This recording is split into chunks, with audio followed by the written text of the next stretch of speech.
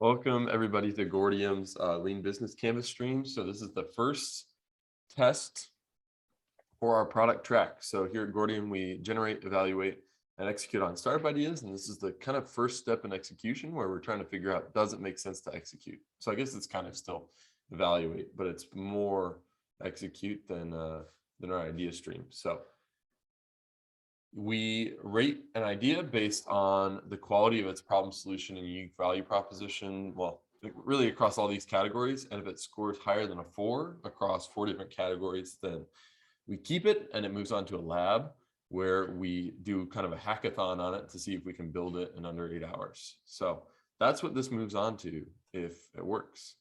Did I miss anything, Neil? No. All right, let's dive in. So today's problem is getting in the zone for reading is a challenge.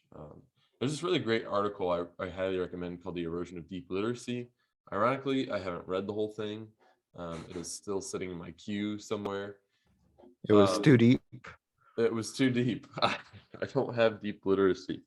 Actually, it's funny because that article kicked off like my journey into deep literacy, which murdered my ability to read things quickly. So that's actually kind of interesting that I haven't read it yet, because normally I probably would have, but I'm reading so slowly these days that it's stalled everything. But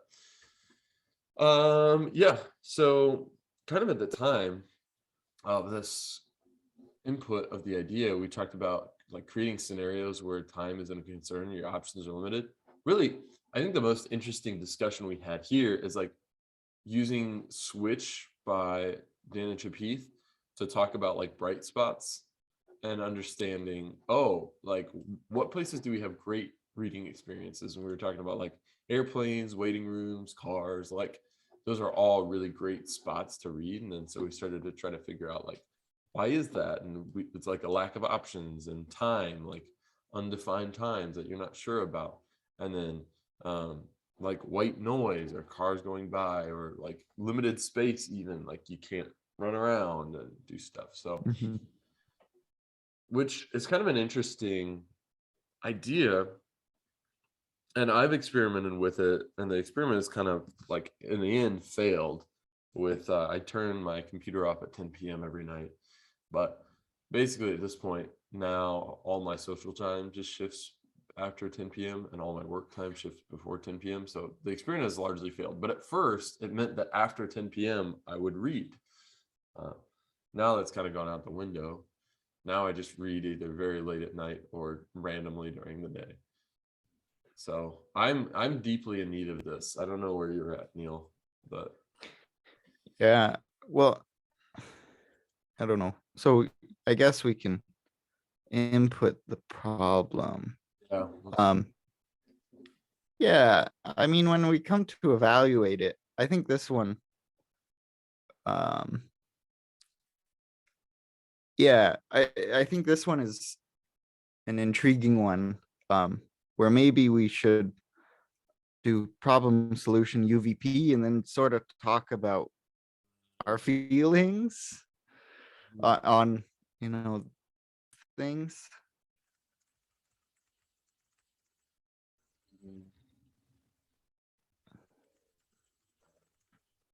Yeah. So what existing alternatives do we have? Well, I mean, in deep work, he pointed out the person who needed to write books, so he just bought plane tickets across the Pacific and then had like a 4-hour layover before returning. That's a great idea. If you have the money. Oh yeah, that's true. Well, oh yeah. I wonder if that would work though on a cheaper scale. Like I got a $61 flight. Oh, well, that wouldn't work to do. I did not work well on Spirit, I'll tell you that. But $61 flight from Chicago to Los Angeles. Yeah. Working in 4-hour chunks, but I guess it's ideal to work in probably 8-hour chunks. Yeah. Other alternatives are to go to, crazy idea, libraries. I know. I was just thinking about that. Yeah. Yeah. Though, yeah, I'm trying to think about a library because I feel like for me, a library encourages like it'd be great for research, but I often don't do a ton of deep reading at a library because I'm like, oh my God, look at that book. Look at that one. I'm only skimmed 30 pages of this one and 5 of the other one, which is really cool and good, but not necessarily the type of reading I want to Right. get. You just need to put yourself in a boring section. Like what, like genealogy. That's, I think, the only one that I would. Yeah. Everyone here is Dutch where I live. And so none of my ancestors are anywhere near the genealogy section, Yeah. which helps. That makes it less interesting. I mean, you could go to, like the Chinese language section, and then you would know nothing. That's true. It's very small in Grand Rapids. I think we do Yes. have one, but yeah, the Spanish section is large, which is fascinating. I tried to read a Spanish book, but I didn't have time. I ran into this problem. I couldn't get in the zone. Yeah. What's our solution, Neil? Yeah. Um.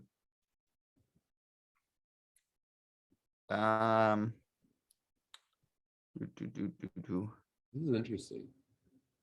I almost feel like Well, I think really it comes down to it's a place creation. Um, whether that is a sleep pod-esque place or a like no technology we work. that's interesting. Or it's I think reading on your desktop could be really interesting. Like, so I have this thing called Cold Turkey Block, Cold Turkey Writer. Let me actually pull this up in Firefox real quick. And here I'll show you what I'm thinking. Cold Turkey. Let me see. Oh, it like blocks everything other than writing. Let me see. This is really nice. They also do one-time payment versus monthly subscription. Um, but yeah, basically blocks everything. This is not great. I just want a good demo show. But anyhow, kind of an interesting idea is what if you have like cold turkey reader that like it blocks everything on your computer for 30 minutes and you just have to sit and read this article. What if you had so there's Jimmy the article reader. Um, what if you had um a cross-platform thing that you would say, I want to read for 30 minutes, and it would not allow you to access your phone or computer.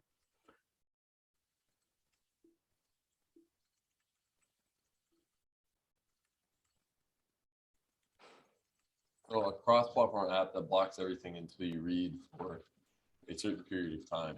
That's very interesting. That's very interesting. I really like both of these. Yeah. I think starting with cold turkey reader would make the most sense. Yeah, I mean, you could also, those could eventually be integrated.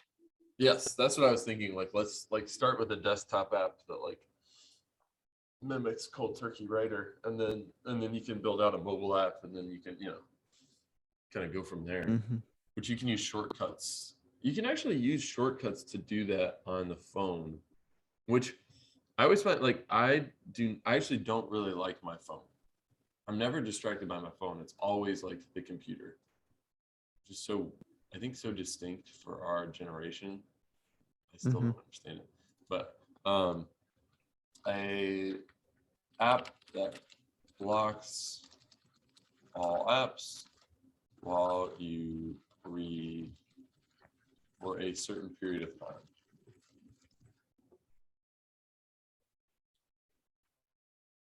Um, unique value proposition. I think it's like like we make reading a choice. No, I was thinking of Andy, I still can't pronounce his last name, created Orbit, and their tagline is like, "We make memory a choice." Like, I don't know if we make reading a choice is a good equivalent, but like yeah, I think it is. Like, we make reading a choice, like a one-time choice. You decide you Yeah. want to read. Yeah.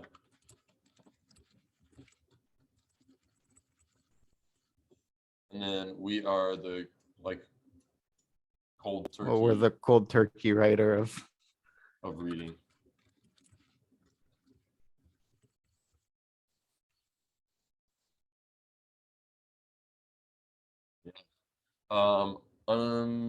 Let's rate these. So Yep.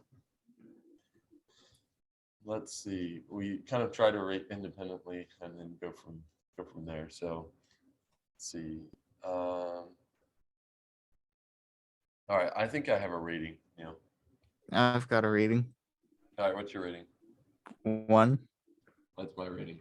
So Yeah, actually, so I guess one thing um I like the solution. I feel like we went from like totally unattainable and out of scale mm, to something that makes sense. So I really like that.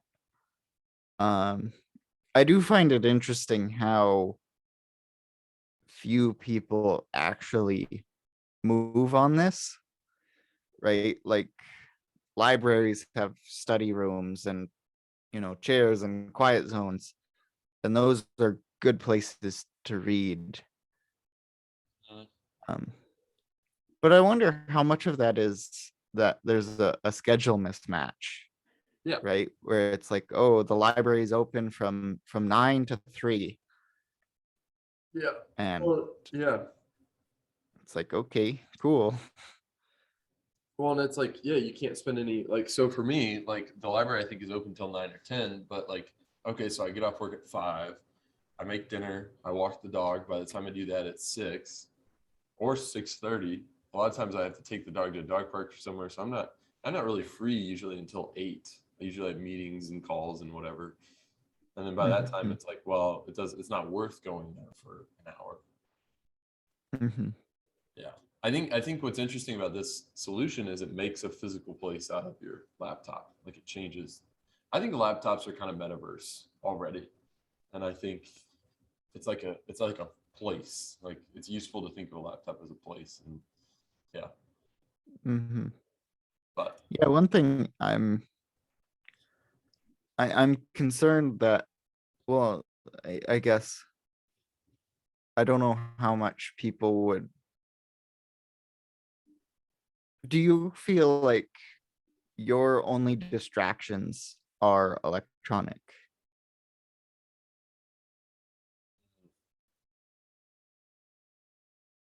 I feel like the distractions that I have that prevent me from deeply reading articles are electronic. So like Hmm. I feel like what I tend to do and what I actually did the other night is I just like zoomed around and found cool links and just collected them. And then I Mhm. bookmarked them and I didn't read a single one. And it's like I probably won't read a single one for like months because I have a million other links that I found. Yeah. Yeah. I just find it Oh, curious because in the summer I sit on the porch and read, and I don't have my phone or my laptop or whatever, and I still oh. get distracted. Yeah, yeah. No, I think that's fair. Yeah. And I think the antidote is taking the battle to the distraction. That like the most common source of distraction. Yeah. Like, Yeah. but yeah, I think there's this great app called Alfreed that I just am starting to try. That forces you to read one article at a time. I think that concept is actually very powerful too. Mm. But Mhm. yeah, and there's tons of great APIs kind of in the background here that can be used too. So Yep.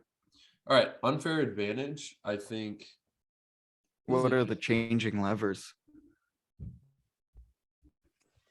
Oh, what are the I think I don't know. I people find it. Go ahead. like want this. I think that's the changing lever. It's like there's some demand for this. Yeah. No, for this one, I have a hard time parsing out what is my own experience and what is other people's experience. Mm-hmm. Um, yeah. Like the unfair advantage is like people are realizing the shortfalls of like short attention spans. Like we're realizing, oh shoot, like something has changed and we don't really love it, you know. Yeah. Yeah, I guess It's creating that's fair. There's, articles, that one you link, and then David Brooks has one from a couple of years ago about crystalline intelligence and fluid intelligence. Yeah. Yeah, and then, Cold Turkey Writer sort of proves that, there's at least a subset of people who want no distractions. Yeah. Yeah. What do you okay, so let's do a rating on unique value or unfair advantage. I think I have my rating. I do too. What do you think? I give it a 1. That's what I'd give it as well. All right, customer segments. I think we've got like the digital minimalists here Yeah. in an odd, way. Mm-hmm. Yeah, I mean, I think digital minimalism is interesting because it's really not like no tech. It's just like let's think about the tech we use. Yep. Um, I think we have scientists or researchers. Oh yeah, yeah. People who need to read, research articles for their job. Yeah. Can you? I think students maybe as well, which is kind of a similar group. Uh, I don't know. The more I get away from college, the more I realize that students just college is hard because students make it hard. We're terrible learners, which there's a variety of reasons for that, but Yeah. it's like so much of the content is just patently uninteresting. I think that's part of the problem, but Yeah. um, yeah, early adopters. I think digital minimalists would be the first target you go for. Yeah, yeah. Channels. This is an interesting question. I think Product Hunt would work. I've seen a ton of like digital minimalism stuff coming Oh, through. really? Like Alpha Read, that new product came through there. I feel like Product Hunt is the opposite. That's for like, digital maximalists. Yeah, no, I think I see like a lot of great tools on there. I feel like digital maximalism is like TikTok and like Product Hunt is very anti-TikTok in a lot of ways. Oh, yeah, I guess I picture like Product Hunt being techno utopists. Oh, okay. Well, I think you can be techno utopist and digital minimalist. Those don't always intersect, but Yeah, no, I think, after you said it, it's like, okay, yeah, I can sort of see that. I yeah, don't think it's it might be something that's functional, but just a little bit of a head scratcher. yeah, But yeah. Um, let's see. I wonder about like Reddit maybe yeah, where like I would put ad spend. Cal Newport's blog. Yeah, and then I think newsletters. Like, there's a lot of really interesting newsletters that we could target really fine grained, like the Product Hunt newsletter. Yep. Yeah. Okay. What do you want to? Let's see. What rating would you give these two? I think I have mine. Yeah, What do you? What would you put? I give it a 1. I agree. It's like solid. It's like very. It's like I always look for niche, and we have a niche. So, cost structure. So I think this is like this application is just like development costs and advertising, because it's what's beautiful about an application like this is I don't think, I mean, maybe I think the first MVP doesn't need to be connected to the internet to be useful. Mm-hmm. And then I think the going forward, I think like, oh, it'd be great to have statistics and to like connect this to an API and all that, and that would require like some infrastructure build up. But I think the first pass, like, I think the beauty of Cold Turkey Writer is it's like a one-time just distributed application, and you don't need servers, you don't need, it's truly like software as a service with no recurring costs Mm-hmm. and no recurring revenue. But yeah, you know what,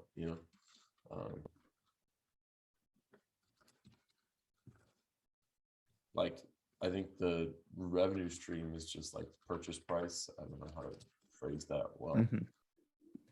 Okay. And then ads that pop up as you're reading. That's what I just thought. I was just thinking of like, oh god.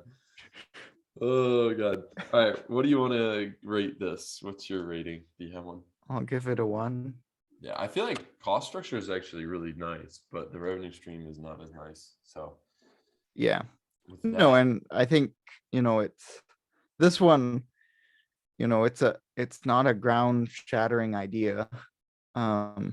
But because there is, Cold Turkey Writer is such a close analog, I think it deserves a 1 in everything. and which turns into a 4, which means like, oh, does it have to be greater than 4? We're Like, still figuring. I think sort of going through this exercise, and this will need to be refined as we, do labs and fail and pass labs. But, if it matches something that already exists, it makes sense the thing greater than to, probably 4. Yeah, but I think you're right. Yeah, if there's already someone that's executed on this, like we're good to go, yeah. But yeah. All right. Wow. That's actually, I'm actually kind of excited about building that out. Like I could really use that right now. What I'm terrified of and what I know will happen is like while I'm building this, I will lock myself out of my computer. I just know for sure that like I'm gonna try to lock it for like 4 minutes and I'm gonna lock it indefinitely. Yeah. Good. And I'm gonna have to we're gonna have to make like hide a kill switch in there somewhere to like destroy this app, because I just know I'm gonna get stuck in an endless loop. So on that happy note, it's been great being with y'all. Let us know what you think of this problem and idea.